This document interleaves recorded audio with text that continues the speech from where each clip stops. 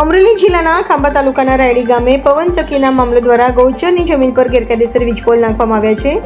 વિગતવાર વાત કરીએ તો અમરેલી જિલ્લાના ખાંભા તાલુકાના રાયડી ગામે પવનચક્કીના માલિકો દ્વારા ગૌચરની જમીન પર ગેરકાયદેસર વીજપોલ નાખવામાં આવ્યા છે.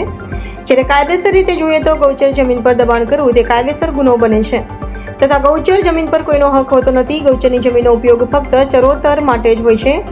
ગામના લોકો પણ તેના પર દબાણ કરી શકતા નથી, તો પછી અમદાવાદ તથા મોરબીમાં રહેતા પવનચક્કીના માલિકો દ્વારા દબાણ કેમ કરી શકાય?